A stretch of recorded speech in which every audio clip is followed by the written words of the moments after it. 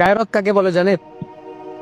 স্ত্রীর শরীর দেখা তো দূরের কথা, নিজের স্ত্রীর চেহারা দেখা তো দূরের কথা, আপনার স্ত্রীকে পরপুরুষ দেখা তো দূরের কথা, আপনার স্ত্রীর নাম যেন কেউ না শুনে, এটাকে গায়রত বলে। আল্লাহ নবী সাহাবীদের একজন সাহাবীর স্ত্রীর নাম আর একজন সাহাবী জানতো না।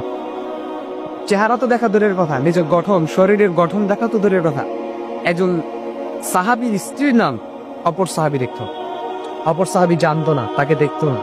তো এটাকে বলে গায়রত। আপনার স্ত্রীকে আপনি সাবধানতার সাথে পর্দার সহিত আপনি রাখবেন, এটাকে গায়রত বলা হয়।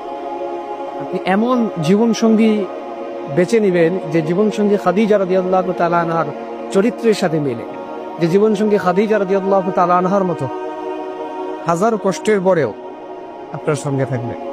তার চেহারা থাকুক বা না থাকুক, বয়স কত হয় হোক, তার ধন সম্পদ থাকুক বা না থাকবে, এমন জীবন সঙ্গী আপনাকে নিতে হবে যে জীবন সঙ্গীকে জীবনে কোনো পরপুরুষ তাকে চোখ দিয়ে রেখে নেই, তার নামটা পর্যন্ত শুনেনি, এটাকে গায়রত।